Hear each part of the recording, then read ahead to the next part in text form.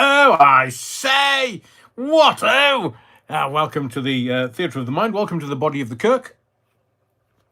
Please make sure that you are respectful in such a hallowed ground, and make sure that you don't leave the place trashed. Yeah, wrongin'. So, welcome. Bloody hell. Twixmas. And that was me thinking Twixmas meant I was going to get a chocolate bar. No, not that bright. But I will tell you what we're going to do tonight in just a little while. But firstly, I would like to get to the parishioners of Live 275. Hang on. Oh, you're all very oh, bloody hell, very chatty this evening. And let me see if I can do something with that. Right, hang on.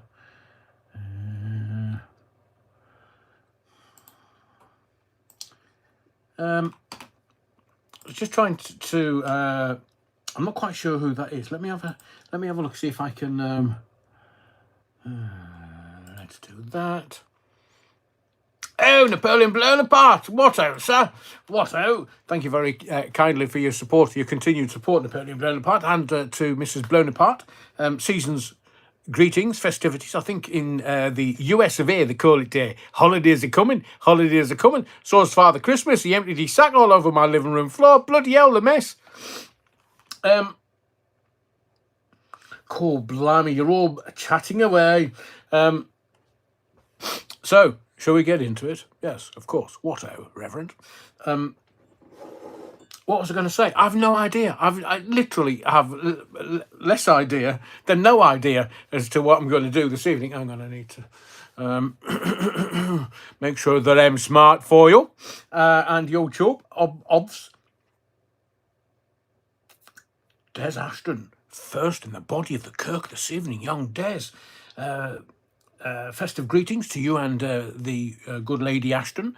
Ho, ho, ho, just ringing the notification bell. Well, I say, Des, you keep ding dong. Ring that bell, bonny lad. Gareth Davis, and of course, Des, welcome to the Body of the Kirk. Gareth Davis, look forward to it. Oh, hang on a second. Anything you want to tell us, Gareth? Welcome to the Body of the Kirk. And Des says, my predictions for the new year, same shite, different date. We're going to talk about that tonight. Hang on a second. There it is there. I did think of having a swift one, a small tincture, to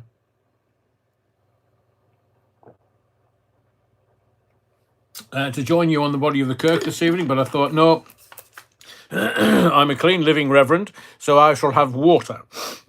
Topped up with Jaeger bombs from Stuart. David, Graham, evening, y'all. Hope you all had a good Christmas and looking forward to 2026. Well, at least England have won a test match in Australia for the first time in 15 years, so at least no 5-0 whitewash. Sunderland drew 1-1 today, David. Against Leeds at the Stadium of Light. Fair result, but Leeds were the better side overall. Anyway, tough home game against Man City at home on New Year's Day evening. Yeah, made all the more tough because everybody would be hungover. I was going to, let me just make a note, that I wanted to talk about something.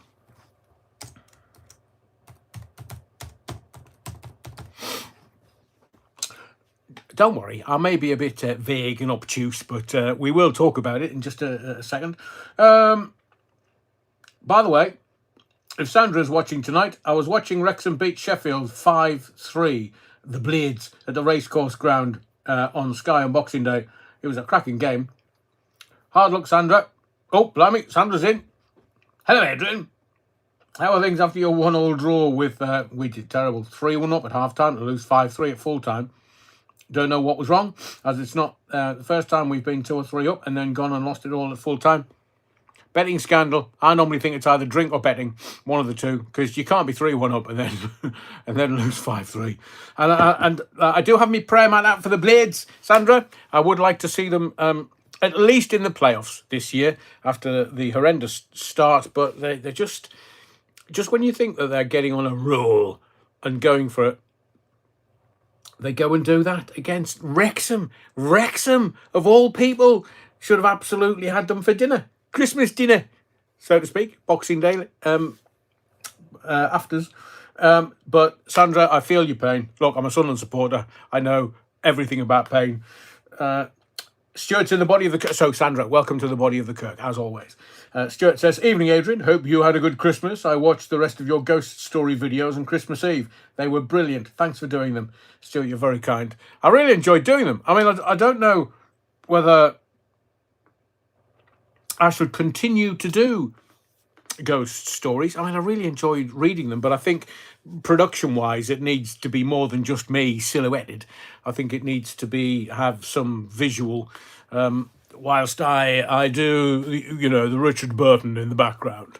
So I maybe we'll ask that. Hang on, let me. How can you tell? I've done all my research and no production.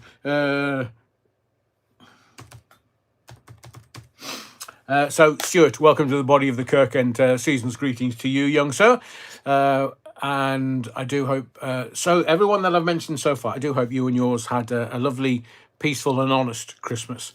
I think 2025 is it the Chinese year of the snake. I know loads of snakes, but they've shed their skin. So an interesting year, I do believe. But we've got a live tonight. We've got a live tomorrow night. And as I've said to you before, I can't do anything New Year's Eve. I've got a family commitment. And if I did a live on New Year's Eve, you would find me buried under the patio. So it's not my favourite place, so I don't intend to be found there. But just in case you never hear from me again. Brookside. Bless. So thank you, Stuart. Welcome to the body of the Kirk, young sir Neil Cunningham. Evening all. Hope everyone had a great Christmas. Santa emptied his sack into Sister Mary's stocking. She's not stopped talking about it, Neil. The tart. That's Father Christmas, not Sister Mary. Sister Mary would never do anything like that. Sister Mary, what on earth have you been up to? Up 2, up 3, up 4, from what I hear. I bet that was heavy, Neil, says David Graham. What, emptying his sack? He's had to wait all year for it. I bet it made a right mess. Never mind, Sandra. Anyway, Sheffield United go to Stoke tomorrow night. Bloody hell, already. Sandra, you've got to do Stoke. I mean, our old manager from Sunderland went to Stoke and then got sacked. So just for that alone, you've got to beat Stoke for us. So it feels like telly is taking over footy.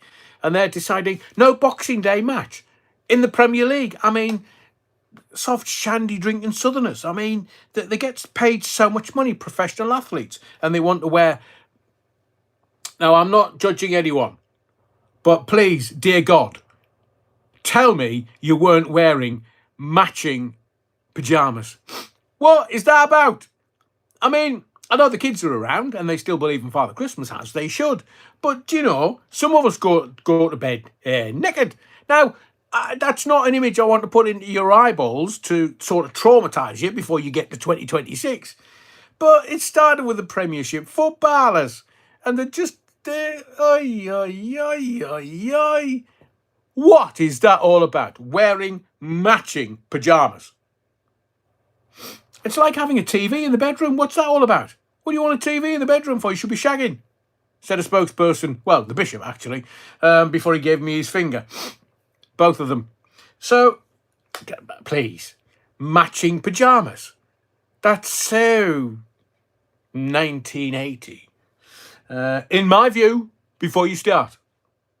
So, David Graham, Premier League games midweek as well, especially Sunderland Man City on Thursday night. Yeah, bless them. They're not going to be drinking because they drink 24/7, Premier League footballers. I mean, there's Jack Grealish spent 20 grand on beer for everybody at a do. What they didn't tell you was that Carl Walker was there and his ex-current shag piece. Technical term that we use in radio before you start. Lauren Goodman or Goodmen or good anybody that... No, Adrian, there are libel laws in this country. So, 20 grand. I mean, that is a round of drinks.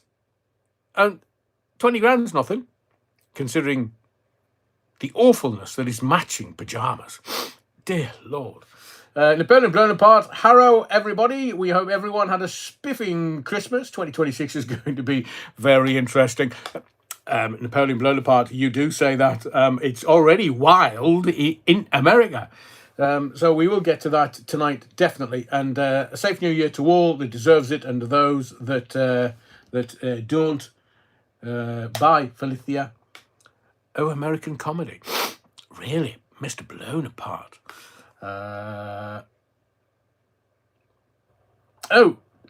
You're now a nap, Napoleon Blown Apart. You're now a nap, because I see you have shortened it to a nap, so it'll only be 10 minutes worth. Harrow to you too. Good to everyone. Oh, thank you, blimey, everybody said yes, we've done that one. Thank you, Napoleon Blown Apart. Happy New Year, Rev. Thanks for the last couple of years' work. Thank you. You're very kind, Napoleon Blown Apart. Napoleon Blown Apart. R.I.P. Brigitte Bardot, age 91. You still would have. And yeah, we'll kind of talk about her. And I better make another note because I forgot to do this one. If I say, it's all just.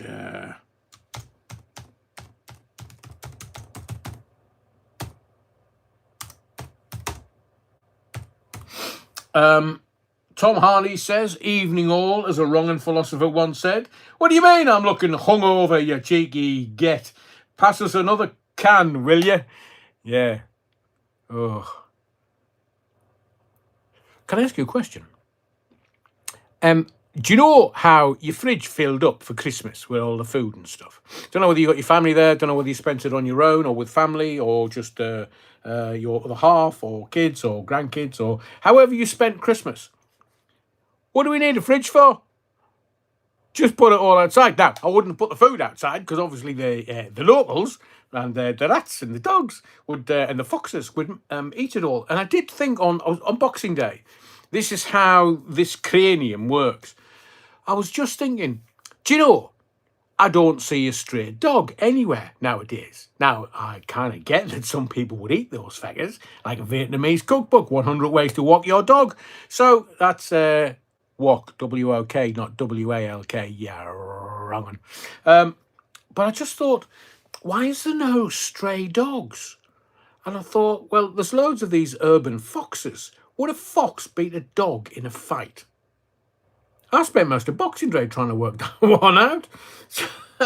So, do you have any stray dogs where you live? Better than chicken, so I'm told. So thank you, Tom Harneys. I see you. Welcome to the Body of the Kirk. Oh, Viv from Darlow. Viv! Brilliant. Viv says, Eve, our ranting Rev, and all you wrong'uns, coming together to enjoy our sesh, our Merry Christmas. I do hope your baubles were well hung this particular year, Viv from Darlow, as mine were, as everyone's baubles. Get your baubles out and get them well hung. Tinsel, though. Tinsel. And all the very merry best for a Happy New Year to my 60th. Oh, Viv from Darlow. 8th of January, Capricorn. You go to Mexico. Wow, what fact did I hear about Mexico? Do you know the second biggest producer of sprouts in the world ever? Mexico? I know. I mean, they export them. We grow them here to eat. They export them, as do. Number one producer is Holland. The bread basket of Europe, not bloody Ukraine, man. So, Viv from Darlow, when do you fly to Mexico? And the only thing that I know about Mexico was Bobby Charlton and Bobby Moore got arrested. Remember, we'd won the 66 World Cup, 1970 World Cup, Mexico, and they arrested Bobby Charlton and Bobby Moore. No charges, obviously, because they didn't nick out. But they were thieving, the captain and one of our greatest ever players. They didn't want us to win the Mexico World Cup, and we didn't. Wasn't that Brazil? Asking for a friend. So, Vivian Darlow, I am proper jealous. Proper jealous. So welcome to the Body of the Kirk. And everybody coming into the Body of the Kirk this evening in this Twixmas, because it's neither betwixt and between. You You know that saying? Betwixt and between. So it's neither Christmas nor New Year. And it's kind of equidistant-ish. So I do wish you all the very best for your magnificent birthday, 8th of January. So are you going before the birthday so you can spend birthday in Mexico? Or you're having your birthday in this country and then going to Mexico? Oh, proper jealous. Proper jealous. Good to see you in the body of the Kirk this evening, Viv. And welcome to Des Ashton, who says, good evening, all you wrong'uns. Went to an 80th birthday bash last night. The birthday boy was up on stage playing his guitar and singing a Holly set, putting us young'uns to shame. I'm with you, Des, but I was going to make the point about Brigitte Bardot. She died 91. One, she thought that animals were better company than humans. I get that. I do get that. And secondly, how many people now do you know that are making the 90s or even the 80s, Des? It is a sad indictment of our times that, a lot of people are shuffling off this mortal coil far too early. So welcome to everyone into the body of the Kirk. Let's have a look at the time. Right, lovely. Welcome to everybody to the body of the Kirk. And smash the likes on your way in and or hypes. Smash the likes. So please, if you've stumbled across this for the first time, welcome. Please like, subscribe, and hype, and smash the likes while you're in here tonight. There's 120 people in early doors, and it's going up. So so's the numbers. So what? You've got to be quick here, man. I'm not, you just got to be quick. And by the way, if you don't see me lips move, it wasn't me saying it. Do you understand what I'm saying, Your Honour? Ah, hibiscus. Oh. I'm going to tell you what's going to happen in 2026. Might do. Might save it for tomorrow night. But either way, hang on. Super Ted. I'm going to miss the sermon tonight, Adrian. Our lass got some tickets to see Martin Kemp in Yarm. I'll have to watch it tomorrow. Super Ted, what's he doing in Yarm? Martin Kemp. Spandau Ballet. Martin Kemp. Father of Roman. Hang on, who's that? Neil, thank you for your kindness. I'll get the bottom and I'll heart that. Oh, I can't heart that. What the bloody hell? I think there's only certain stuff that I nearly made you a moderator, Neil. There's only certain things that that you can. I've got to get. Oh bloody hell! How do I get rid of that? Blimey, Lionel! I'm nearly 91 years. Hang on, that's it. Adrian, on the 14th of January. Oh, all the best people. You know, there are more genii, that's geniuses, multiple, born in January Aquarius than any other star sign, if you want to call them that. But there's some very, very clever Capricorns in between kind of the 1st of January and the 19th, because then Aquarius kicks in on the 20th. So to anyone that has a birthday in January, I'm with you. So mine's the 27th, a 9-day. I tried to explain numerology to somebody the other day. They weren't getting it. I think it was the alcohol. So Lionel, happy birthday for the 14th of January. Lionel, it's always good to have you in the body of the Kirk, young sir. Les Griffiths, who wants to live a long life in these troubled times? Yeah, well, there is that, Les. There is that. But, you just want to keep pounding on, don't you? And then we go off to be like this eternal being. Well, I don't think Keir Starmer is. I think he's going to go to hell and he's going to stand in purgatory looking at himself going, Jesus H. Fun Boy 3. Wish I'd never taken that one. What do you mean you don't know what I'm talking about? Me neither. So I see you, says Lionel, you must be made of strong stuff. Or hibiscus tea or Jaeger bombs. Yes, Joe, you've been a bit lax. Where's me Jaeger bombs? It's a midwinter. Have a word with Sister Mary. She's probably got them stashed somewhere in the body of the Kirk. So, Neil, thank you. I would heart that, but I don't know how to. Lewis said, sod blowing out all those candles, Lionel. Hang on. Right, I'm going to get to the end of that. Hang on, Neil Cunningham. It's my birthday on New Year's Eve. Same day as Anthony Hopkins and Alex Ferguson. You can have some fava beans, Neil. So happy birthday for Wednesday. Yeah, happy birthday for New Year's Eve. So what are we going to talk about tonight? Well, are you aware it's Twixmas? Betwixt and between, period between Christmas and New Year. No. Do you know what first footing is? Now, I don't know the reason why. Comic Mania. Starmer, massive bell end. Andy Turner's the 16th. God blimey. Are we the body of the cook? Everybody's born in January. Brilliant. We know what your parents were doing in March. Technically, I'm in my mum and dad's wedding photograph. Let me tell you that. You're going to marry my daughter. I see you. That's brilliant. Neil, all those fireworks just for you. Brilliant. Brilliant. Brilliant. Adrian's good gardener. He should grow some herb. Stuart says, I think Sister Mary found them, Rev. I'll be having words with her. Yeah, take the bottles off her, thieving little tart. I don't know what she's going to be doing with them. I've got a good imagination, though.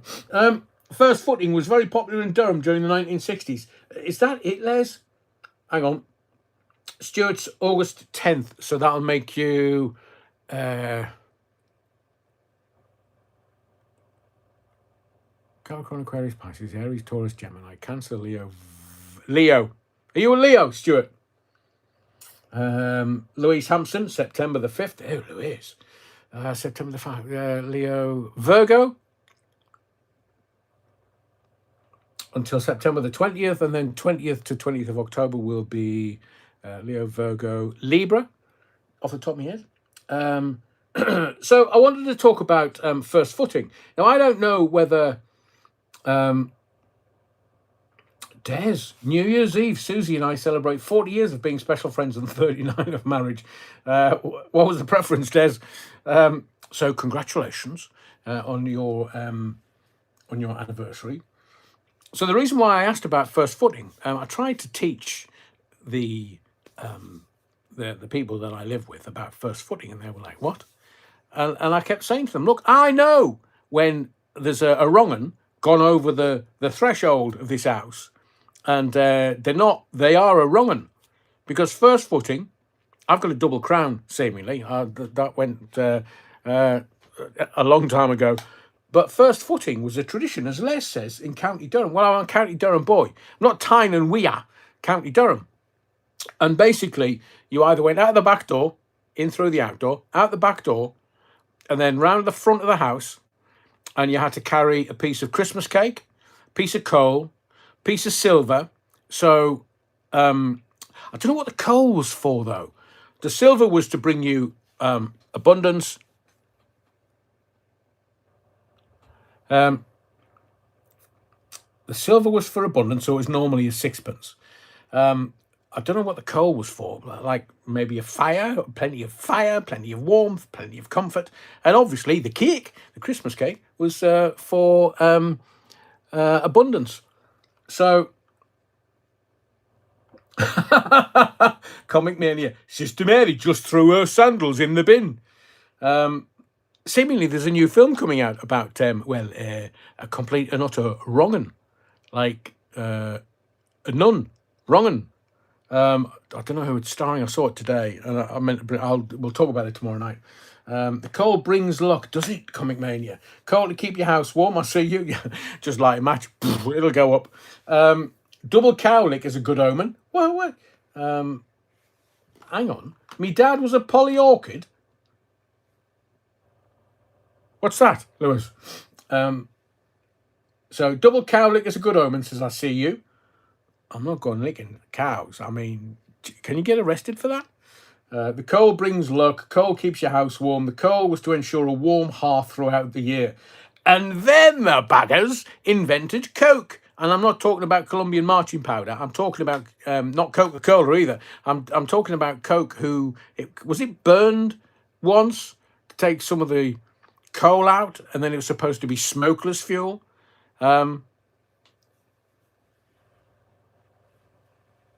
Robert Norman, 27th of June. Hang on, it's 27th of June. June 20th is Gemini. Hang on. Capricorn, Aquarius, Pisces, Aries, Taurus, Gemini, Cancer. Are you one of the crabs, Robert Norman? Cinders for the next Christmas. Was it really so rebel? Mad Matt UK, for first footing, always wrap a fire lighter for light, piece of coal for heat, and a coin for money, along with some Christmas cake for food. I walk in through the... Hang on a second. I better make sure I've got this. I walk in through the front door with a Bible. Holy Jesus, Mad Matt. Why do you take a Bible in? I don't think my family were a bunch of heathens, you understand. That's why I turned into the Reverend. But really, you take a Bible with you? Bugger me. That's not a literal invitation before you start. That's an exclamation of, oh, I say. Yeah,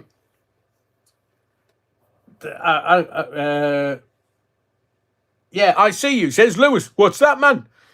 In that kind of tone of voice. The coal had to be brought in by a dark-haired person, says Comic Mania. Ginge? Dark Ginge? I'm Saggy Terry arse. Oh, Sagittarian, Napoleon blown apart.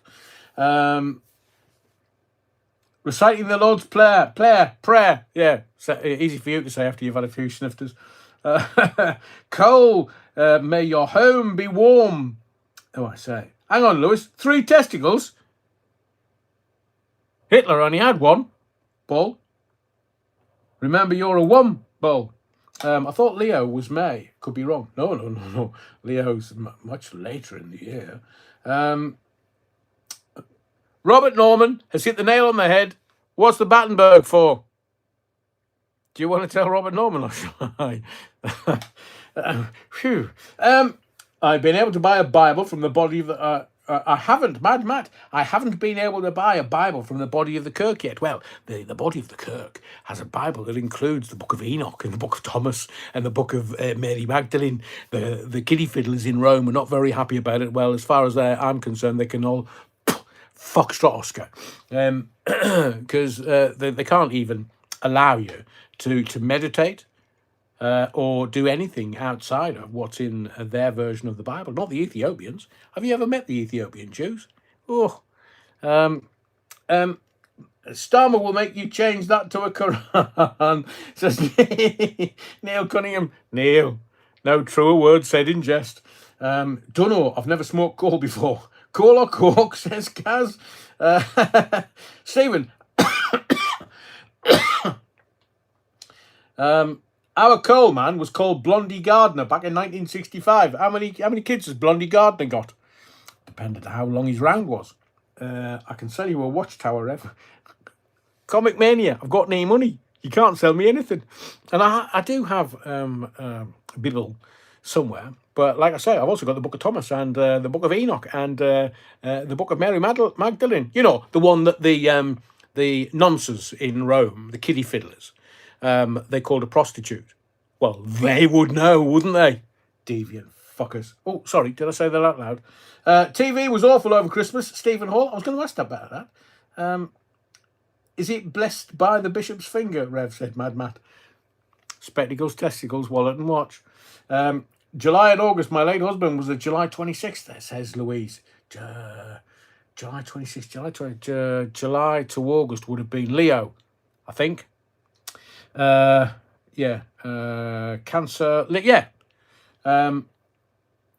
July and August, July to August, 20th of July to 20th of August, 19th of August is Cancer. No, it's Leo. Cancer's the month before. Gemini, Cancer, Leo. I say, Mad Matt UK, I might have a copy of Dianetics. Stephen Hall says, remember the Rag and Bone Men? I do. I'm only human, after all, Stephen Hall. Your alliteration station on a Sunday night? What-o? I see you said, no, he was covered in dust, but still had a shock of blonde hair poking up. I bet he did. All the locals, oh, hello. And have you noticed how the slackers of bin men They've got to have the truck hoying the bin up, emptying it, where the bin men of my youth, they just used to, I mean, it weighed a ton. Well, just chuck it on the back of my shoulder and I'll take it to the bin myself. That's the difference. That's the difference. We're all too bloody soft. As where, I mean, I'm not quite sure whether they lived a long life, but the bin men of yore, they literally would just pick the bin up, shove it on the shoulder, take it out to the truck and empty it in the truck and then bring your bin back. Nowadays, it's got to be in a bloody wheelie bin. Slackers. Neil Cunningham says, I've got the Book of Enoch. 2 main pages are missing. Oh, I say.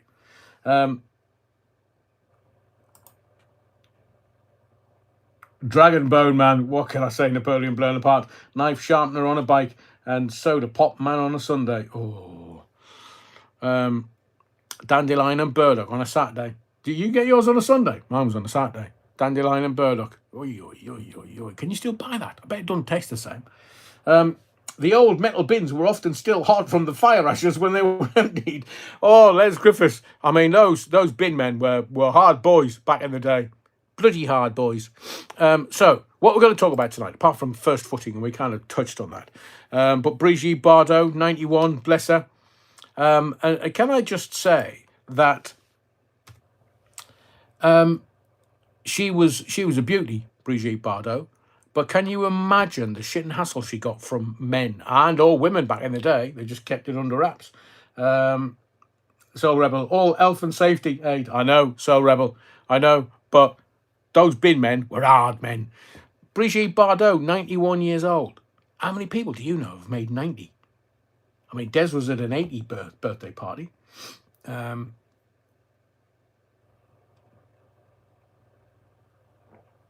agree with you. It's criminal that council houses bricked up fireplaces. I know. And now if you wanted to buy a Thomas Crapper, you know, like the toilet. It's a long story, Thomas Crapper. But now, the toilet, pull chain and everything, they were outside in the netty.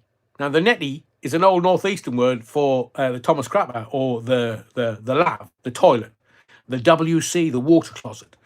And all those Thomas Crappers that were outside the netty, that you're going to pay thousands for them now because you can't get them. They've all been demolished out of people's houses, and people go, oh, I say. And I literally would pay any kind of money to have a proper pull chain netty in my house, because it had a quintessentially English romanticism about a pull chain netty. Was yours a netty? Neil Cunningham says, R.I.P. John Robertson, great winger. And I think I have, because Century 106 put on kind of a Legends match with the European Cup winners side, and Robertson played and signed my shirt, as did Brian Clough. I did, obviously, Larry Lloyd and the rest. There was one that I missed. I think it was Peter Shilton.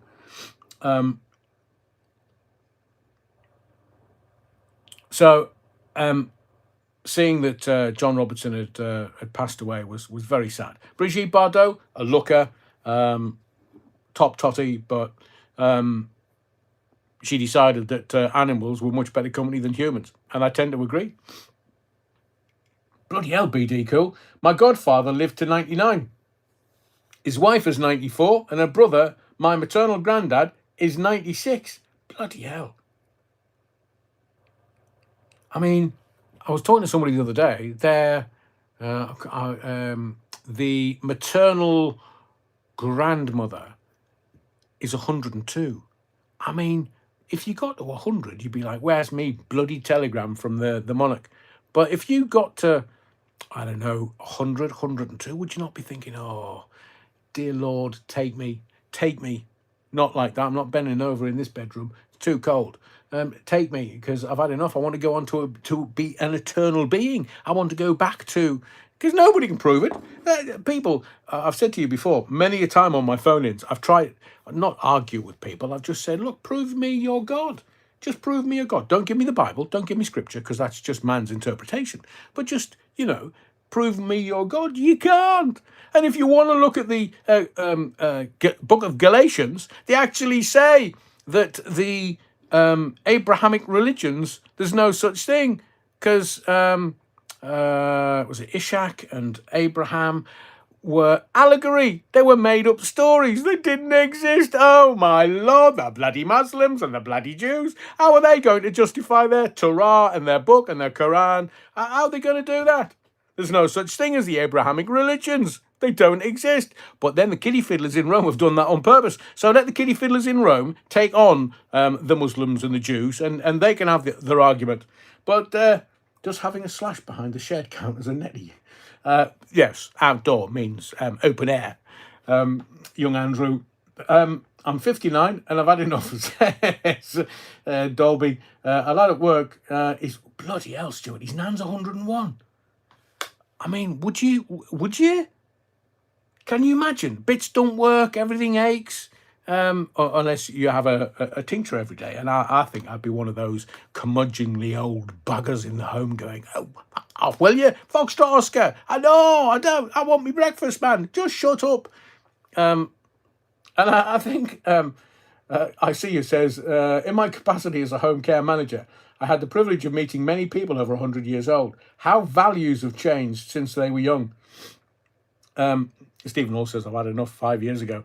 But I see you. Can you imagine the kind of the youth, Gen Z, get told off, or Gen Alpha, getting to be 100, to be like, I'm entitled to this? What do you mean? No, behave Napoleon blown apart. According to, yes, funny comedy, the oldest Doge, the oldest man in America is 176. Obviously a Democrat. So now that we've kind of had the, can I just say something to you? Every bloody year, it's the same. Now, people call it tradition. I just think it's people wanting to feel the same way every Christmas, whether you're with family or partners or children. Soul Rebel, next you'll be saying Adam and Eve allegory, Aid. Well, you believe everything in the Bible, other than Moses and the Great Flood, and the boats on Mount Ararat in Turkey. So has now to do with Israel, has now to do with Palestine. It's over in Turkey. Mind you, he could have started building it somewhere in the Middle East. But a lot of these, Adam and Eve. Now, it could be allegory because Adam and Eve are not literal people. And eating the apple and the serpent, it's all energetical. It is allegory to a certain degree, but God speaking to Adam. I mean, God did have a conversation with some bloke called Adam, seemingly. Have a look at Göbekli Tepe, 11,500 years ago. And God said to Adam, right, Adam, I've got a couple of choices for you. Do you want company?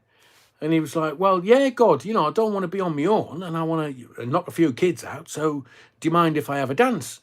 Right, okay, well, I'm God, so what I'll do is I'll make sure that you can have your wicked way and procreate the human race. And Adam was like, yeah, brilliant, I'm up for that, God, I'm up for that. You've only got 6 days, so you better get your freak on. And he said, right, okay, do you mind if I take your rib? And Adam was like, what am I going to do? How are you going to do that then? And God says, I'm God, I can do anything that I want. Yeah, a bit of spare rib. You can take that because, if it's a floating rib, and there's lots of water around here, so it could be a floating rib. And, hang on a second. Neil says, if the Bible was written now, God would take Thursday off to cash his universal credit and the story would be Adam and Steve. Well, not that I was there, you understand. There's more credence in Göbekli Tepe than there is in Adam and Eve in the Garden of Eden, which seemingly was Turkey. So I'm not quite sure why it's over in Israel. But God said to Adam, I've got a couple of choices here, Adam. I'm not quite sure. Well, one of them's peeing standing up. And Adam was like, right, I'll take that. And God said to Eve, right, you can have multiple orgasms then. So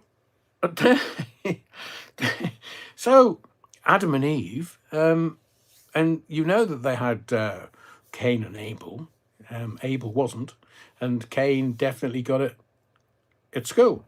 So the Noah story seems pretty believable. It does, Comic Mania. The boat is on Mount Ararat. They're not telling you that. They're not allowing you to see Göbekli Tepe either. So rebel. I was joking, Ed. I wasn't so rebel. I'll tell you the truth. But it is 2026. This is from Des, by the way. 2026, USA celebrates 250 years, but the Revolutionary War started in 1775. The Declaration of Independence was 1776. The Treaty of Paris was signed in 1783. So, which is the anniversary of the founding? Whichever one the Orange Man decides. He's going for 250 next year. Bless him. Les Griffiths, the Book of Revelations is literally being played out right now. You see, I don't. If I was the devil, where is that? What have I done with it? If I was the devil. If I was the devil, I'd have people come and deny the Bible. Well, that's a bloody convenience. Because, well, if you've got kiddie fiddlers in Rome saying, oh, this is... So, can somebody explain to me? I know it's a King James version, mostly. And they're saying, well, it was a king. It was a king that made the Bible up. But the translator of the Bible, off the top of my head, was... and the Catholics burned him at the stake for heresy. Tyndale, William Tyndale. Back in 1500 or so, I think, maybe 1600. But William Tyndale translated the Bible from the original Aramaic and Greek into English, from a ploughboy to a king. And they burned him at the stake. He buggered off to Holland to try and save his own neck. Ian McGee says, Adrian, the devil resides in number 10. Oh, we're going to talk about them in just a little while. Revelations warns us of pharmakia. Oh, I say. And the 4 horsemen of the apocalypse. I can hear the thunder of those hooves, says Comic Mania. Didn't we have those horses loose on Horse Guards Parade? Was it this year or last year? 24. Neil Cunningham. As the elephant said to Adam, how do you feed yourself with that? Sparingly. And as Adam says to Eve, the first time, Eve, darling, you better stand back. I don't know how big this thing gets. And so Andrew James says, the Ark of the Covenant is in Ethiopia. Yeah, that's what I'm talking about, the Ethiopian Jews. Can you imagine? Well, the Jews racist? No. It's the lost tribe, because there are lost tribes of Israel. Is it Ethiopians? They do say that one or two of the lost tribes ended up here in the United Kingdom, in the Grand Britannia. I think Joseph of Arimathea made it to Canterbury. So, Rebel, Wolf Hall has that in it. Really?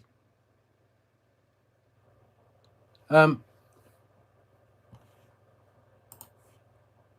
was going to talk about... so Brigitte Bardot, we wish her bon voyage, speedy travels to wherever we go after here. And this is not over.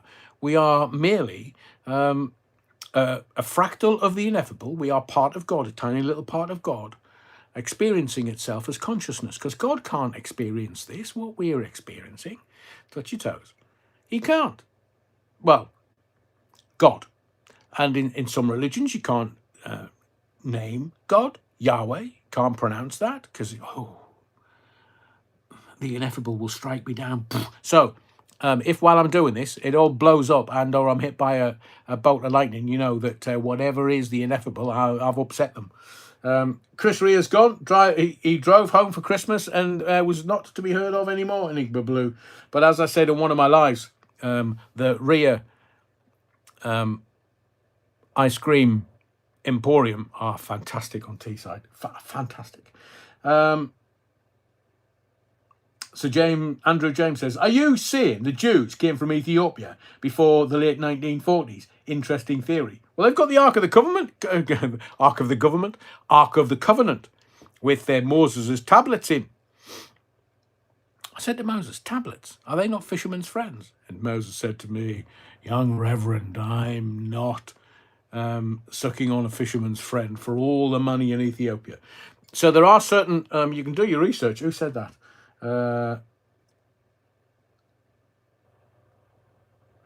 Well, Napoleon Bonaparte, I heard that every Christian church in Ethiopia has a full-size copy of the Ark. Which one is real? There's not just one Ark. The Knights Templar had a version of the Ark.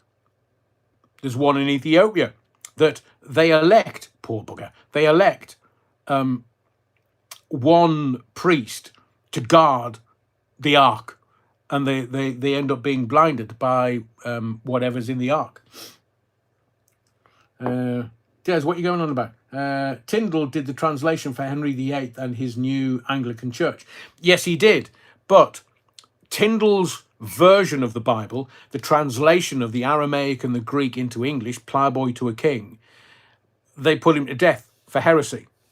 And the King James Bible is, I think, 75% the Old Testament, which is the Torah, which the Jews use. And the New Testament was about 85% Tyndall's translation, and they put him to death because the Catholic Church, it's not about doing the best thing by humankind, it's about controlling, shagging kids. So, not that I'm upset by them. Sister Mary knows about a fisherman's friend. So life after death is the same experience you have when you dream. Is it? Oh, the old Bovril. I was having me wicked way with Megan Fox last night. Is it the same? So, like when I go over to the other side, I can have me wicked way with Megan Fox and Angelina Jolie. Oh, can't wait. I feel sorry for the cleaner on Noah's Ark, says Neil Cunningham. Can you imagine all that horse shite? Stolen by King James, Comic Mania. Yes, I know. William Tyndall's work was amazing, but they put him to death. And so now we have a Bible that they put somebody to death for, but because the Roman Church have said, well, it's a king that translated the Bible from the original Aramaic and Greek. And everybody's like, it's just the Bible. It's man's interpretation of God's word. Because in the beginning was the Word. And the Word was with God. Now, it depends on which version of Le Bible. Enigma Blue. No, when you deed, you're gone. This physical body. Yes, of course. Plenty of rhubarb on Noah's Orchidia. I hope she does, because seemingly from the chat tonight, wherever I'm going to have me wicked way with her. Plenty of rhubarb on Noah's Ark. And what was Israel and Palestine in biblical times? It's Palestine. Auxin was the original Holy Land. My brain is ticking overtime. Yeah, because it was not called Palestine and or Israel. The whole Middle East was known as many different things, all the different countries, whether it's Saudi or Turkey or Israel for that matter, or Palestine and or Iraq and or so Persia and not Constantinople, that's in Turkey. They all had different names, but it's all about control. So we can't find our way, our wicked way around the Middle East and go, oh, bugger me, Ethiopians, they've got an ark. But it's one of, I think, was there not 12 arks?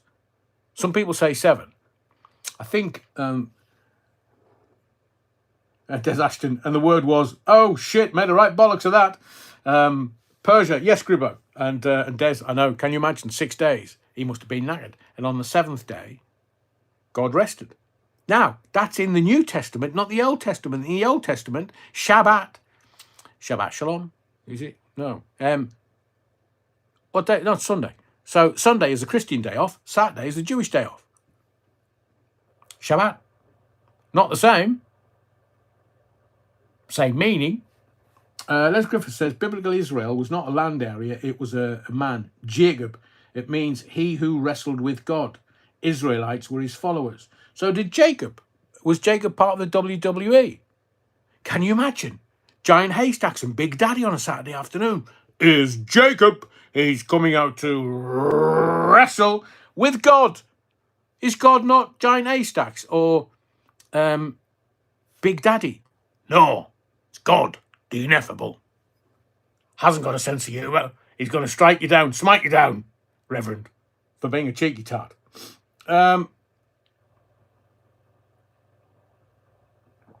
Lewis, you're putting the dots together, bless you.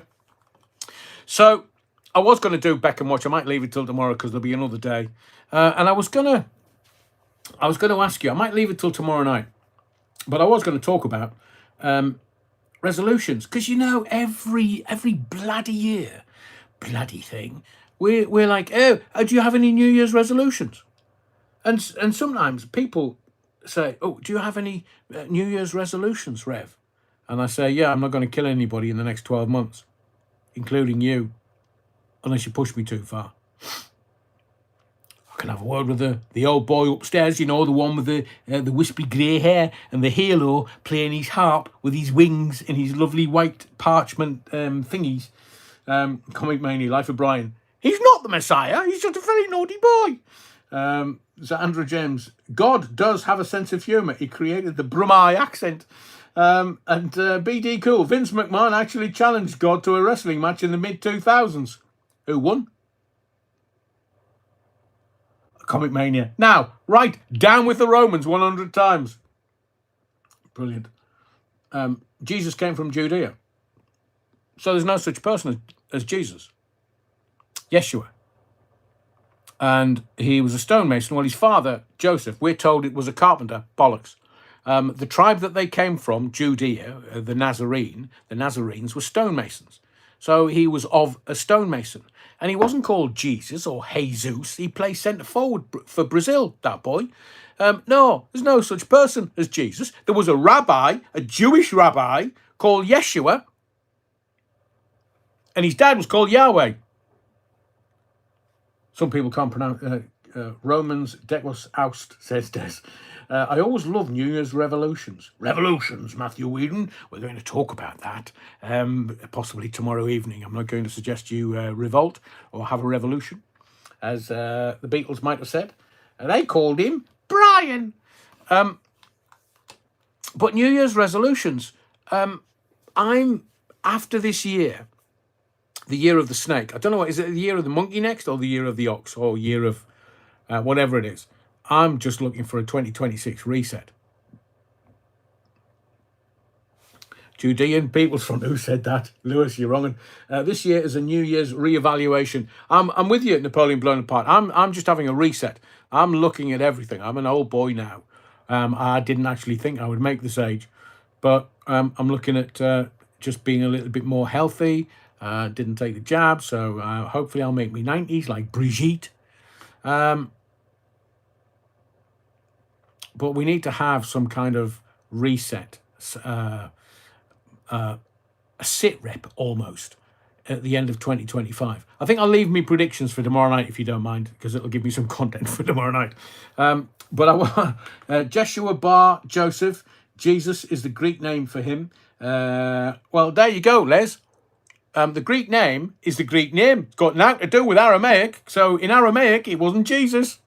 Bloody Aristotle and all the Greek philosophers. Vince won because God was represented by a spotlight and couldn't actually wrestle. Brilliant BDQ. Yeshua Bar Joseph. And if for those that don't know, Bar means of. So Yeshua Bar Joseph, that means Joseph the stonemason. And I think the Simpsons got that quite close, didn't they? And Les Griffith says, what's about to happen to Israel is going to be biblical. Well, Bibi. Because have you seen the last couple of days that Israel very upset with Iran, in Iran's saying to we Brits, I mean, we're not involved. Well, the politicians are, because they're obviously being paid lots of money by somebody. That's very good, David Graham. 2026 is the year of the horse. That's nae good. Nae good. Nah. Ugh. David's too quick for you. It's a mad, mad, mad, mad world, said the film and Tears for Fears. So,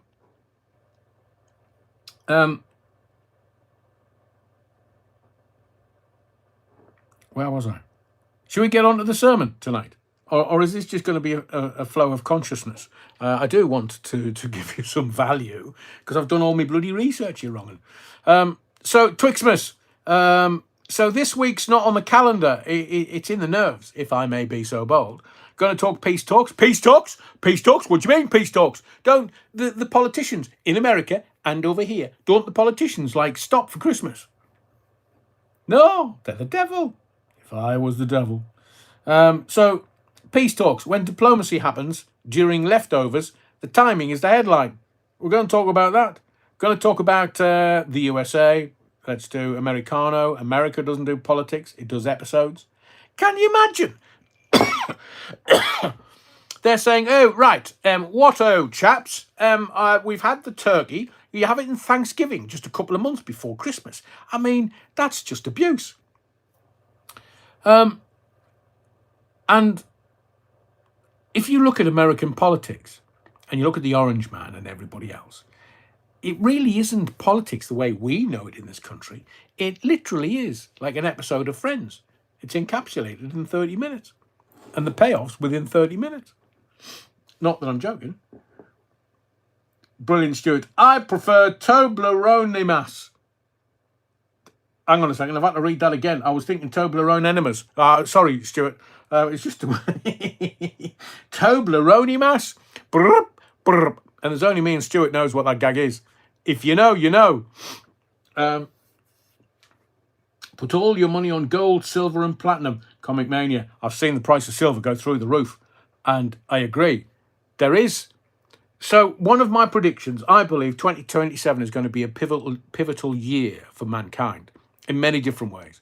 I believe there's going to have to be a market crash because they're going to have to bring everything in line with crypto because they're going to transfer it.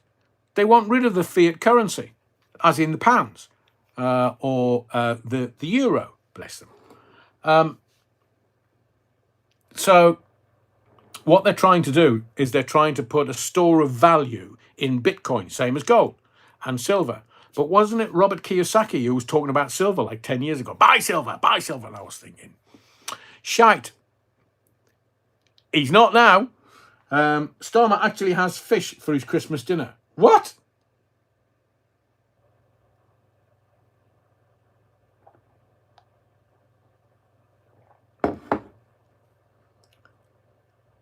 Wow. Neil Cunningham, I heard today that BBC started investigating Hugh Edwards a decade ago. So did, not a decade ago, but wasn't there a Newsnight investigation which the BBC quashed? Of course, can't have all that, those paedophiles in the BBC aired. And I believe that there are still some very high profile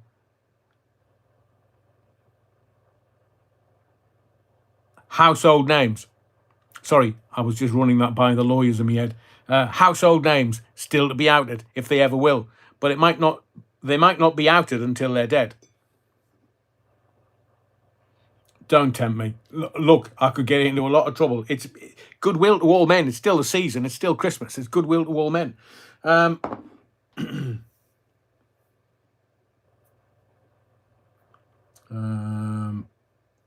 BD Cool. He eats fish the long way. Well, we know fish rots from the head down. Oh,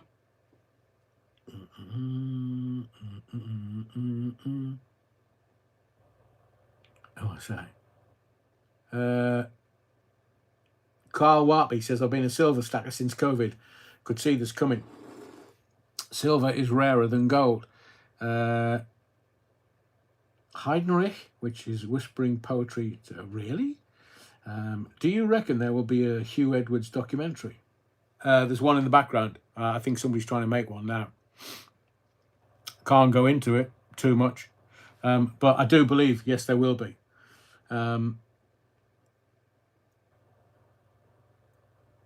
Wow. Vince also wanted his office in the women's dressing room. If women spoke up, they were released from their contracts. And he went with a heart attack, didn't he? Bless him. Pharaoh was buried with gold and he would still be rich if the thieves hadn't robbed the pyramids. Oh! As Lionel says, who's been eating my stollen? And the last, according to Lewis, would be whistleblower at the Beeb was Jill Dando.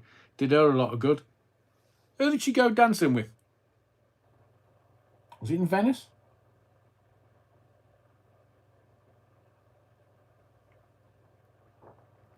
He's definitely light on his feet. Cleopatra still to be found. I think they... yeah, I'd heard that the Hugh Edwards documentary is underway. I think I might know who it is that's doing it. So some of the stuff we're going to talk about in the sermon this evening, we might have to have a whistle-stop tour through this. So I want to talk about tradition. I'm going to give you my take on it, because 2025, as opposed to 1985 or 1965 or 1945, rituals get redesigned right before they get forgotten. So there's lots of stuff that, and that's why I mentioned the first footing, because there's rituals that fall out of favor because we move on as a tribe, we move on as a collective.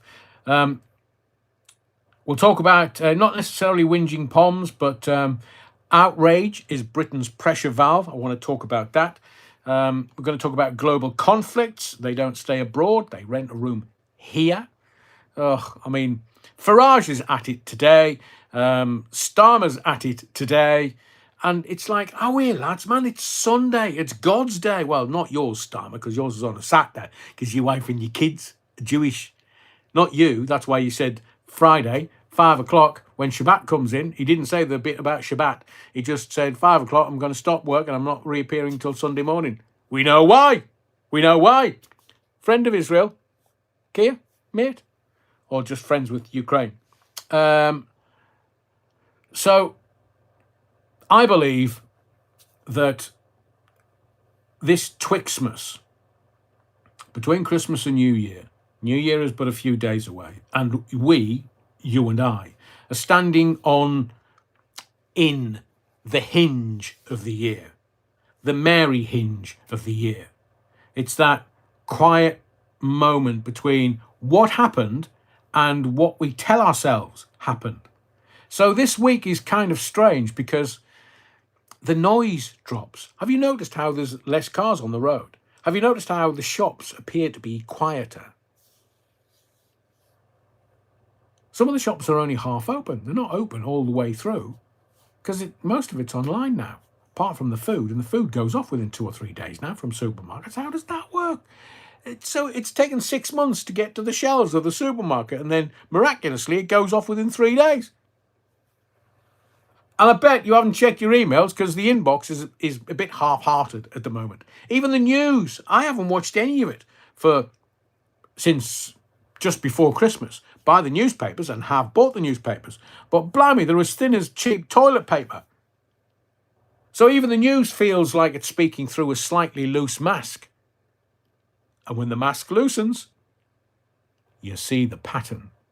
And that's what I'm going to do in service of you, your family, and your community. Something new coming in 2026. Had you wished? Just hang on. So you now can see which institutions are tired. You can see which leaders perform certainty because they've misplaced it. You see how quickly the world turns pain into content. And I've said this multiple times over the last month, look at the daily newspapers and just ask yourself, what are they wanting me to feel?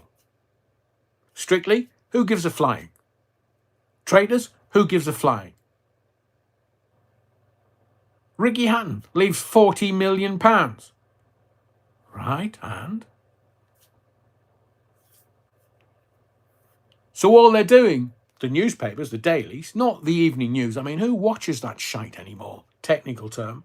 But you see how quickly, via the mainstream media, the world turns pain into content. War, depression, pain. And how easily we confuse watching with living. But here's the thing. The end of year isn't a finishing line. My view? It's a mirror. The question isn't, what will next year bring? The question is, what are you bringing to it? Are you bringing panic? Are you bringing doom scrolling dressed as being informed? Are you bringing bitterness you've been marinating since March? Or are you bringing something rarer? A quiet strength, a steadier gaze, the ability to see a headline, feel the hook. I keep telling you, they want you to feel and not bite. Because that is the power now. Not being dragged into something because you read it or see it or hear about it, or somebody in the pub is telling you this. And you're like, oh, the moral indignation of it. That's what the mainstream media are doing to you, not me. I laugh at it. I wouldn't wipe my arse with it. Because they're wanting me to feel a certain way. I'm not going to do that. I'm not biting the hook. So if you're asking me at this point, this Sunday, Twixmas between Christmas and New Year, what I want for you, well, for us, for the people who turn up in this little corner of the internet to try to make sense of it all, I want you awake. And as I have said a million times in these lives, I believe I've got the most intelligent audience on YouTube, on the internet. And I don't want you angry awake. Not frantic awake. Oh my God, we're all going to die. I just want you awake. I want you to be able to laugh because humor is oxygen. I want you to be able to care because cynicism is a cage. And I've told you before, I'm a cynical old tart, mate. But I want you to be able to choose your attention like it's sacred. Because in my view, it is. The social medias, the platforms that just want you doom scrolling all day, every day, they want your attention. They want your attention. They want your eyeballs and they want your attention. So when the fireworks go off in a couple of days and the world shouts, New Year, New You, you don't need a new you. What I'm saying to you is this. You need a truer you. A calmer you. A you, and that's CALMER. You're wrong. It's a you that can walk into the next year without being herded, without being the sheeple, because you know the technique. It's just drag one of those sheep and put it across the bridge and all of the other sheeple follow. That's what they do to we humans. They get one of us to go across the bridge and everybody else follows them, except the audience that watch these lives. You see, if you can walk into next year without being herded, that's the crossing, not the countdown, the choice. The choice. Your choice. My choice. Not something that's foisted upon us, not something that's rammed down our throat. Well, back to the Fun Boy 3 again. Not something that is we are told we must do. We are told we must take this jibber jabber. We are told that we've got to be permanently afraid because all that's happening is, oh, there's a new virus. Get the jibber jabber so we can make profit.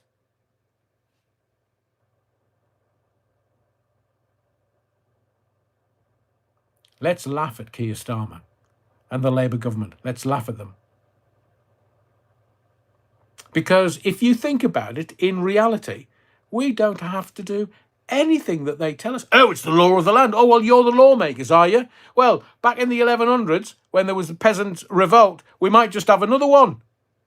Because if you're doing stuff that we don't agree with and you are representing us in the law-making house, then start making laws that benefit the people that put you in office. That's politics. That's why they're going to be stood down by the electorate. Des Ashton says, the digital era unleashed an avalanche of shite. So best not to pay attention. Look for the space between the lines and don't live in fear. When you wish to conduct the orchestra, you must turn away. You've got to put your back to the audience. Les Griffiths says, and I get this, Les, laugh. I don't see anything to laugh at. We should be boiling with rage, but that's what they want. That's what they want. They want your pish boiled. They want you angry. They want you turning on them because it benefits them, the lawmakers. It benefits them. As a martial artist, cold blade. Don't go into a fight angry. It's the old boxing adage. The man that angers you controls you. That's what they're doing. They get you angry. The more angry you get, the more they control you. And that's why in these lives, Billy Solak says, I hope to enjoy the May local elections in London. Oh, me too. Because they are dancing furiously to make sure that you and I don't see the collapse of the Labour Party. It's finished. It's done. It's over. Starmer's toxic. They're doing everything within the Labour Party to try and maintain some semblance of control because Starmer is killing it off. He doesn't care about me, you, your children, your grandchildren. He doesn't care whether you live or die, so long as he has the power. And it's the people at the WEF, the World Economic Forum, thereby the Chinese Communist Party, who are running the world. Forget the orange man. The Chinese are laughing at us. Well, not for much longer.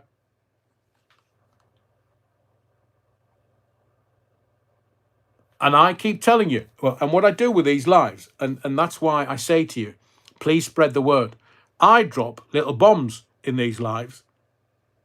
I don't tell you what they are, but I know there are parts of the body of the Kirk that kind of go, oh, I say, Reverend, put that with that and that and that.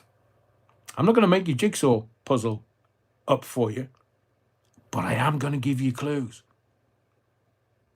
I told you 3 years ago about Venezuela, and you're only just seeing it now. I'm telling you about crypto because in 50 years' time, that's all you will have. The Americans have already pulled this stunt whereby they told everybody that the value of gold was X, say $1.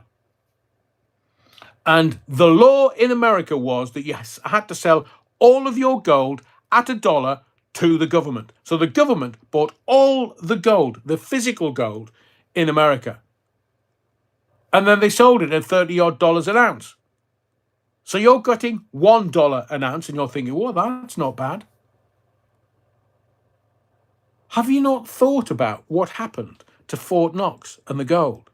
And why, when Trump got into power and Elon Musk said the first thing we're going to do is we're going to check the gold in Fort Knox. And it went quiet. Because there's no such bloody thing. They got rid of it in the 70s. They flogged it off. And that's why the American government had to have a chat with the Bank of England. Lads, can we loan some of the gold? What do you mean? Well, can we put your gold in our gold deposit? What, in Fort Knox? Yeah. Have you not got any? Can't tell you. I'd have to kill you. Well, all right then. How much do you want? A few hundred tons. Have you got that much? Bloody hell. Where are you going to put it? Fort Knox. So the orange man didn't tell you. They distracted you. Elon Musk didn't tell you. They distracted him and you. So where did the gold go? I'll wait. Sir Andrew James says, oddly, porn stars talks about gold being bought by the government a lot. Don't trust politicians. The game with politicians, and I know it's in between Christmas and New Year, but the game with politicians is they are corrupt. Corrupt.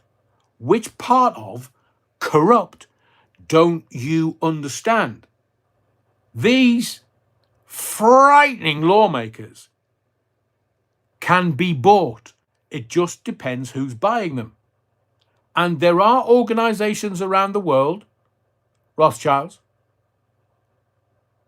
there are organizations that tell these politicians, by the way, bunny lad, if you don't do as you're told, we're just going to release these snuff videos of you and kids. We're going to release this, you shagging this, and kids. So do whatever you want, but we will control you. And that's how Epstein, I mean, they're talking about 1 million pages of evidence about to be unleashed on the American public. Do you know why they're doing that? To kill the story. The Democrats, for decades, have tried to find evidence within Epstein's videos and documentation and the Epstein files to nail Trump. Because what Trump's doing is he's stopping the left and the Democrats from making money. Punted out to Ukraine, to an NGO, non-governmental organization. The NGO launders the money in Ukraine, brings the money back into whichever country it happens to be part of, and then gives it to the politicians to buy the politicians off. So that's why politicians are there. They're there because they're corrupt. They're there because they want the money, the Benjamins, the moolah, the greenbacks. They're there because they're not interested in whether you live or die. They want profit from the jibber jabber. They want profit from locking you down. Don't you understand? They're corrupt. And do you know what corrupt does? It corrupts everything else around it. So don't look at any politician, whether it's in this country or whether it's in America. I can tell you what Trump's doing. He wants to be the peace president. He told you that when he was elected. He wants to be on Mount Rushmore as one of the greatest presidents ever. But he also is allowing his family so that the Trump family become the new Kennedys. So the Baron becomes president of the United States. And the reason why all of these people want to be president or prime minister of any denomination, whether it's Israel or France or UK, Great Britain or America, is because that's where the power is. And that's where the big money is. So what's going to happen in 2026? America is going to start with Russia's help and China's help, France's help, and the Brits' help. They're going to rebuild Iraq. They're going to rebuild Syria. They're going to rebuild Gaza. They're going to take the oil and the gas out of the ground in these countries to become unfeasibly wealthy. Forget about electric cars. Nobody's going to buy them. The insurance companies won't insure them. But for net zero, for that distraction, they want you to believe it's a thing. Net zero. I wouldn't wipe my backside with it. It's bollocks. And Ed Millipede? Do you think the country's going to trust him to lead the Labour Party? The Labour Party are idiots. They're morons. They're fucking retards. They believe that they're in power so they can do whatever they want. And they're in the Westminster bubble. And yet, the hordes are at the doors. The hordes are there waiting, watching them. General election, 2027. They're not going to wait till 2029. They're going to try to. Khan is going to go in 2026. Khan, Sadiq. Starmer, gone in 2026.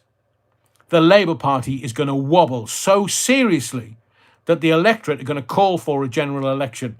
But the Labour Party won't allow it until 2027. But the local elections are going to kill the Labour Party. They know it.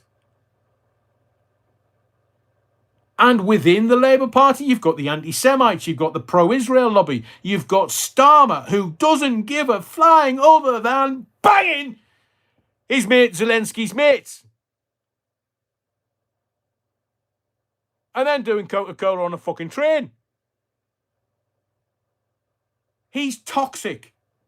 And all the people of this country want is somebody to lead us into the green and pleasant land. Is that going to be Farage? Be careful what you wish for. I've told you this before. Thank you, Theo Bovril. I've told you this before.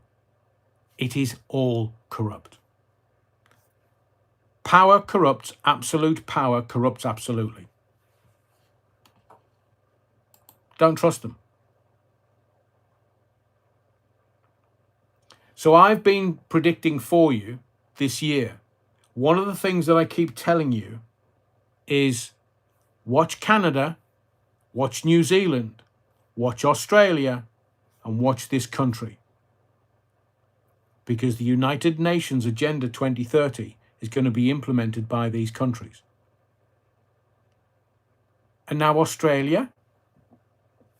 If you want to get online in Australia, you've got to prove it's you.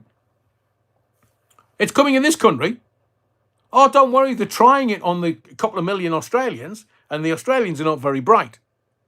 Fantastic country, fantastic people, but not very bright. So they've allowed their government, the Australian government, to tell them you've either got to provide digital ID. Sorry, you've got to provide ID to get online, either digital or facial recognition. So they're trying it on the Australians. Canadians are coming next. New Zealand's not much because, well,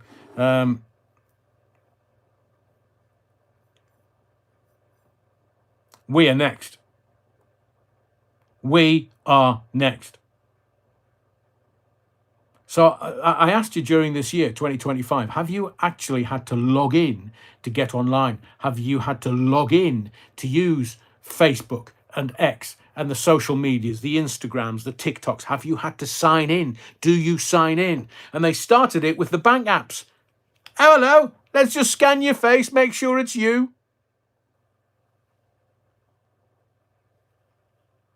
As David Icke calls it, the totalitarian tiptoe. Because they're taking it slowly. And that's what's going to happen. It's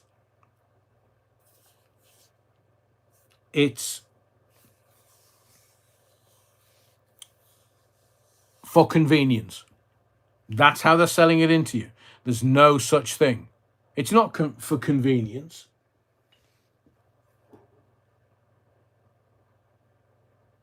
Can't you see? They're laughing at you. Which is why we need to turn the table and laugh at them. The Tory party came in not good enough. Holy Jesus! And we've gone full 360 with Jesus and Yeshua and Yahweh. So she's coming out and being a bit aggressive. Me.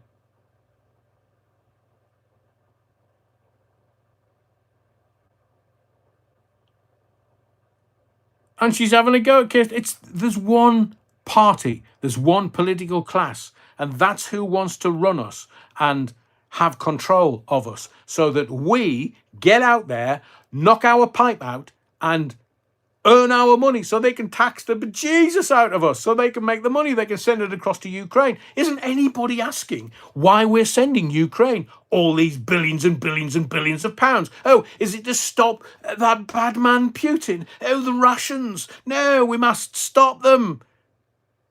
Ursula von der Seven fucking kids lying, bitch. She's telling you you're going to war. They've got conscription in Germany. In Germany, conscription. The last time they had conscription, they fucking invaded Poland. And now, little Keir, I mean, I can't wait. He's going to tell everybody, oh, well, those that are on gap years, you're going to be conscripted into the armed forces. And the little entitled Gen Z and Gen A will go, what?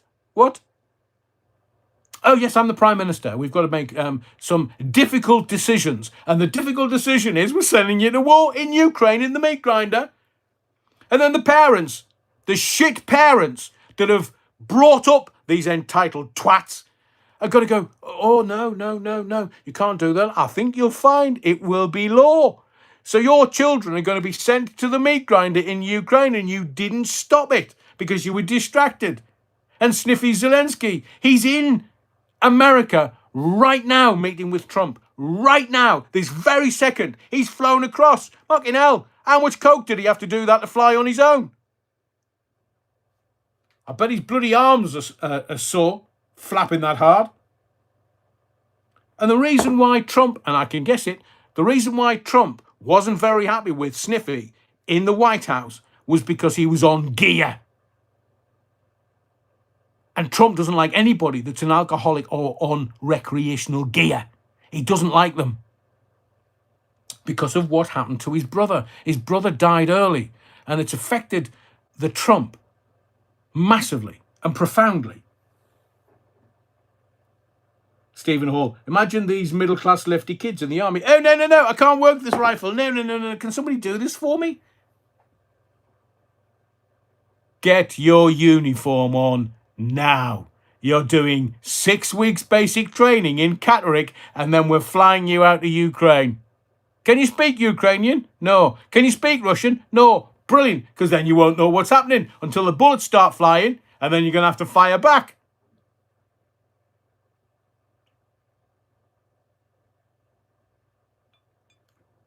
Sniffy, the coke fiend, is meeting Trump in Florida.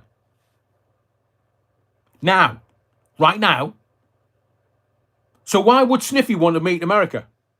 Trump. Sniffy don't want the war to end, because when the war in Ukraine ends, there are factions within his own army that want him dead. And they will kill him. But his property portfolio worth billions of dollars that the American taxpayer gave to the Ukraine for them to buy the arms and armaments that America was supplying to Ukraine, he's just siphoned the shit off into his own bank account. Let's have a look at his corruption. But you can't have a look at his corruption because then he would just lay out the corruption from all the political classes around the world who are all laundering money in Ukraine.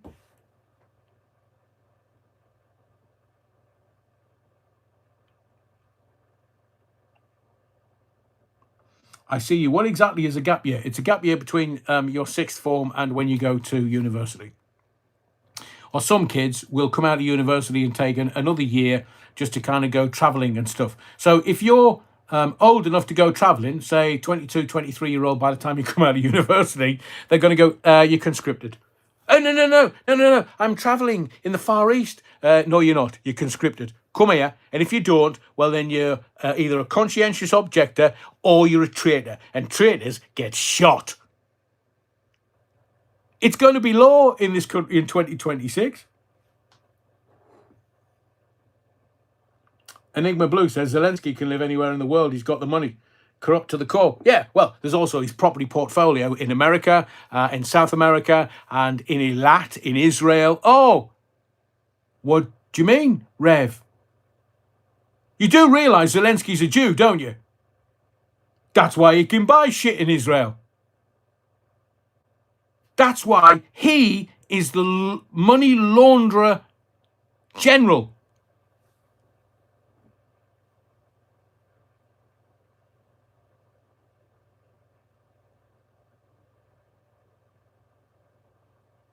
It's all corrupt. All of it. Don't anybody tell me that the politicians in this country are doing it for the greater good of you and I. No, they're not. They're not interested. They're evil. The power corrupts them to such an extent that they don't care whether you live or die. They just want enough human bodies to get out there and knock their pipe out and work to pay the taxes and the national insurance to keep everything going.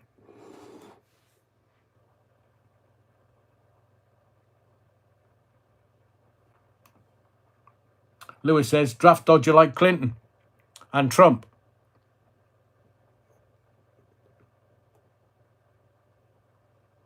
I see you. It's the totalitarian tiptoe. So what they're going to do is initially they will start with kids that Because Ursula von der Leyen wants war with Russia.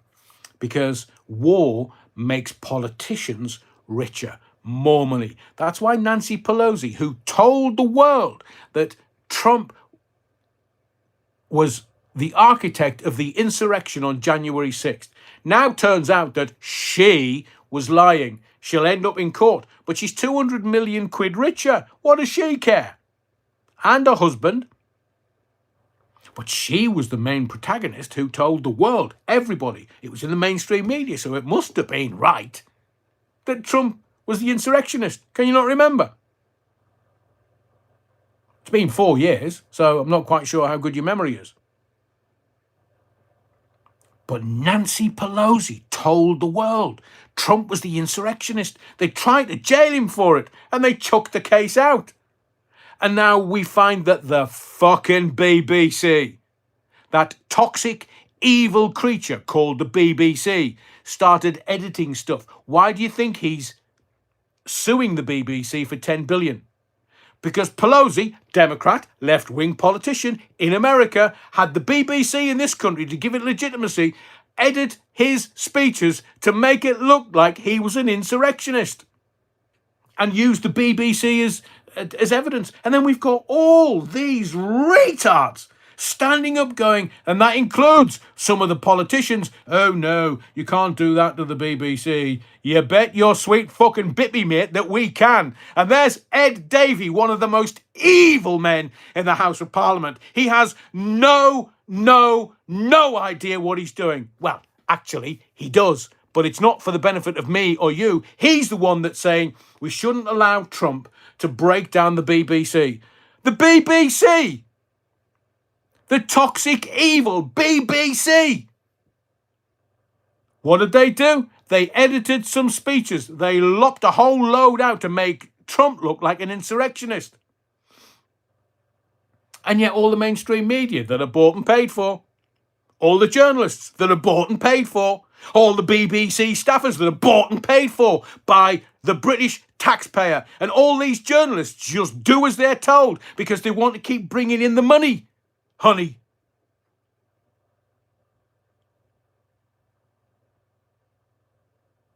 And this has been 2025. I will continue Monday night. I mean, I'll continue tonight for another 10 minutes or so. But I will, it's like the royal family. Really?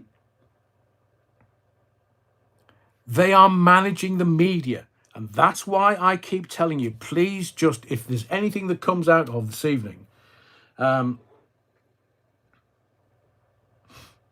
Griffith says, Adrian, over the pond, the dog memes have restarted. It's looking ominous for the likes of Pelosi. They're all going to jail. Bathhouse Barry, Big Mike, William Jefferson, Hillary. They're all going to jail. They know they're going to jail because certain people have the evidence. And I'll also add this to your jigsaw. Why did Dan Bongino step down from the FBI as second in command at the FBI? Why did he stand down just before Christmas? Because you've forgotten already. With all this bonhomie,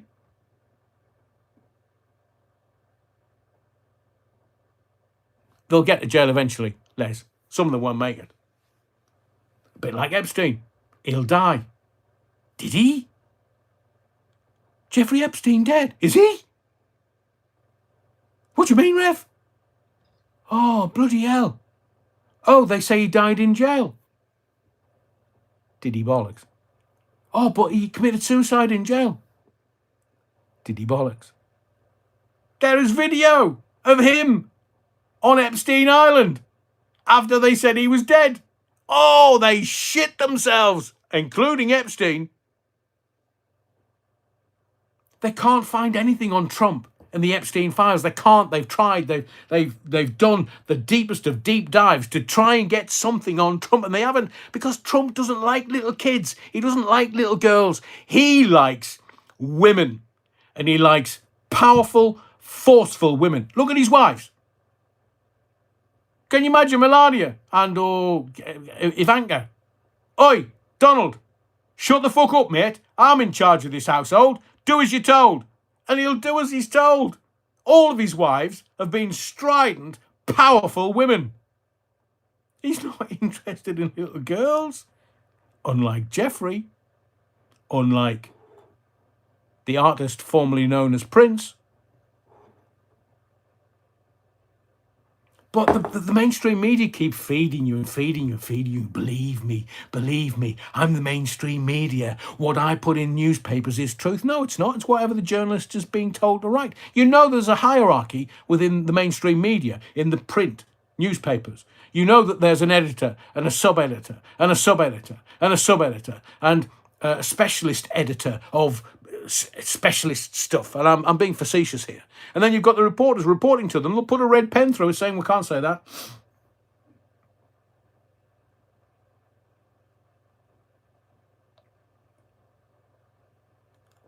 They've tried.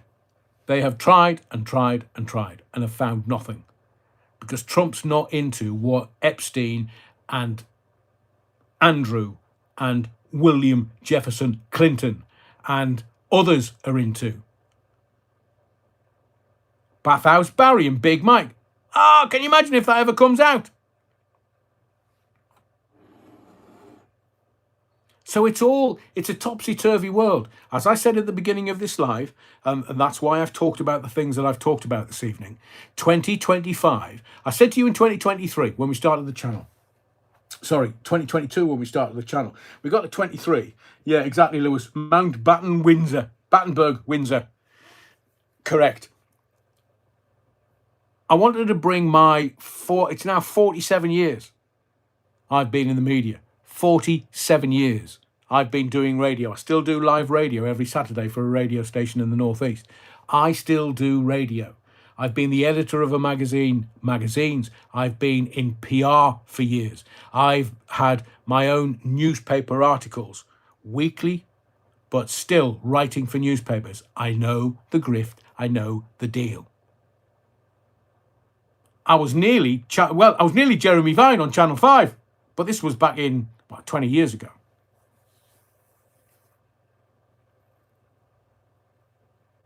They just constantly lie to you, the mainstream media, mainly the printed press. If you can get access in real time to media, like calling a phone-in, have you noticed how all the phone-ins have gone? All the phone-in presenters have gone. Why? Because they don't want truth on the radio. All the radio stations that have phone-ins, they're controlled. All the TV stations that have anybody calling in, controlled. You do know that when you call a radio station or a TV station, they have a software system that when you call in, they will add notes to your telephone number. So even if you say you're Arthur or Martha every other day, the phone that you use, the phone number that you use, has notes on it to say whether you can go to air or not, whether you are what they want. Me, when I was doing phoning, put them to air, give them to me, put them on the line, and I'll take them to air because it's all content. But now, because the media is controlled within an inch of its life, they can't allow dangerous people like you or even I to call in and say stuff that they don't want airing, because the government will go, you allowed what on air? Well, it wasn't us. We had delay, so we dumped it, and some of it didn't get on air.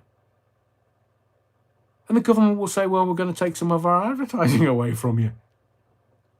It's all about the Benjamins. If you look at the way that YouTube and X and Instagram and TikTok and all of the other social media platforms,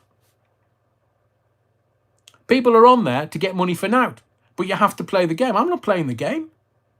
I'm telling you the truth.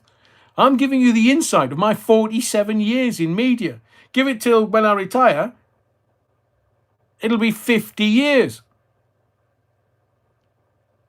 Why do you think I was sacked from loads of radio stations? Because the boss would, Adrian, I'm getting heat. Who from, boss? I can't tell you. Well then, how can I trust what you're saying? Oh, but you stop talking about the and I'm not even going to say it on here. It's too dangerous now.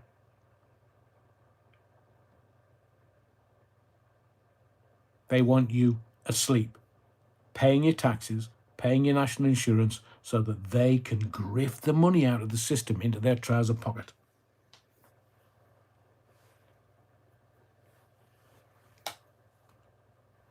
So tonight's live went a completely different way. It was going to be other things, but I'm just going to do it tomorrow night.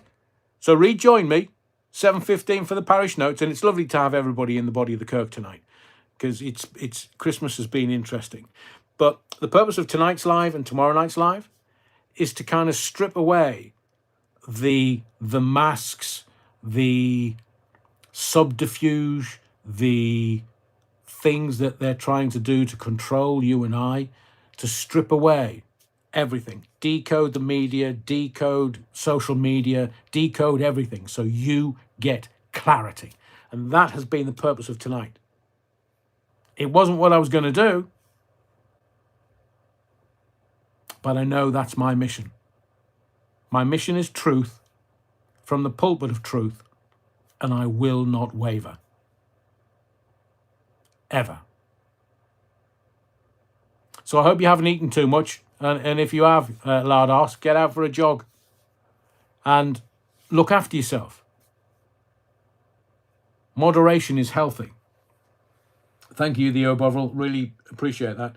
Cheers, Adrian. Enjoy tonight. Laters. All ya wrong-uns. Stay safe. Yes, please. Be well. Stay safe. Tomorrow night we'll do more predictions for next year, for 2026. Because if you think 2025 was wild, it pales. 2026, Jesus. Gribbo says, cheers, Adrian. See you tomorrow. Yeah, wrong. Garen Davis will be there tomorrow. Andrew James, don't forget the Titanic special on BBC Two. What, somebody else going down? Have they done the Bonnie Blue version? Please smash the likes on your way out of the... We only need a couple more to get us over 100, and there's 130 odd people watching. So please just smash the likes on your way out, because it alerts the algorithm to... oh, there's something going on here. Yeah. Hang on, Lance says, I found the Stalin.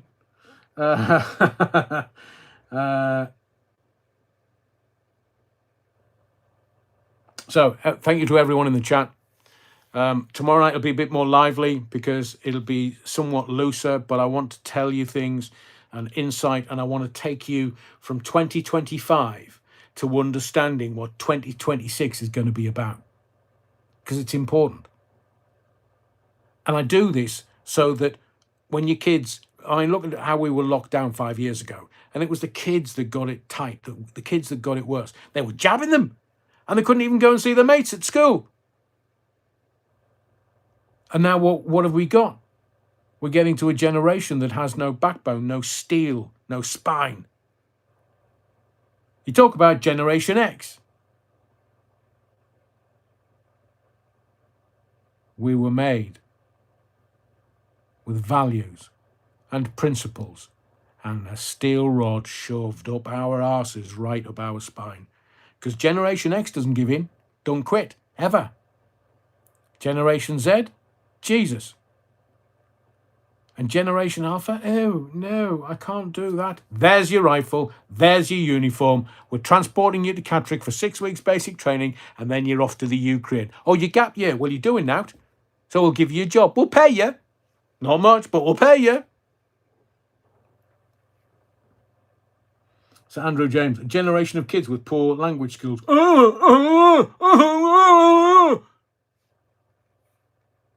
Jesus H. See you tomorrow night. See you Monday night.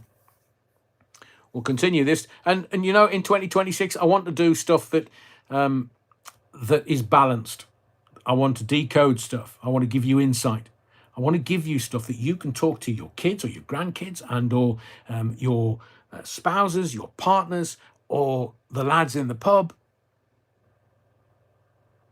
Because what the people that are doing this to us want is for you not to be educated.